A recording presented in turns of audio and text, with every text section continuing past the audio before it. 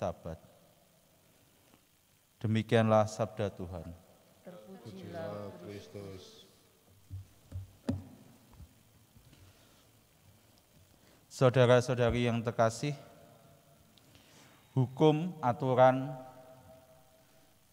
dibuat supaya menata manusia untuk lebih baik lagi, supaya segala tatanan itu berjalan dengan baik.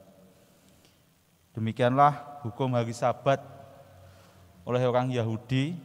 Mereka sangat menjunjung sekali hari Sabat sebagai hari untuk menguduskan diri dan untuk beribadah kepada Allah.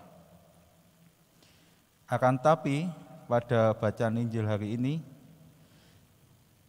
Tuhan Yesus seakan menentang hari Sabat. Akan tapi sebenarnya Yesus sama sekali tidak menentang hari Sabat. Justru Tuhan Yesus ingin menegaskan bagaimana orang memandang hari Sabat itu. Ketika ia bertentangan dengan orang Farisi lebih kurang memaknai hari Sabat dengan baik. Ya. Jadi Tuhan Yesus ingin memperbarui bagaimana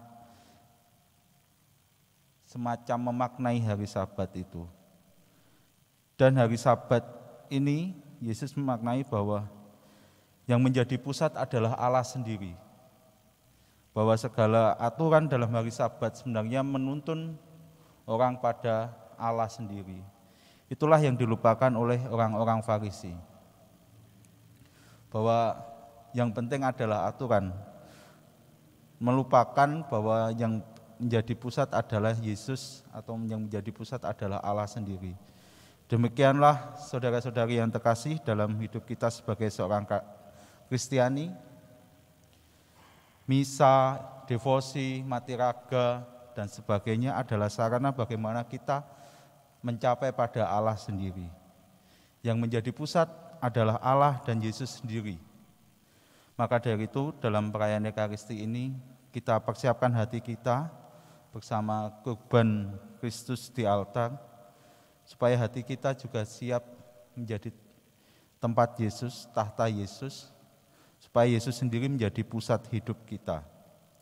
Sehingga apa saja yang kita lakukan untuk mengembangkan hidup rohani kita, baik misa, devosi, mati raga, berderma, dan sebagainya, itu terarah pada Allah sendiri. Kalau tanpa Yesus, hidup kita akan kering. Maka dari itu, mari kita persembahkan hidup kita bersama kurban Kristus di altar, sehingga semakin hari kita terpusat pada Yesus sendiri. Berkat Tuhan menyertai kita.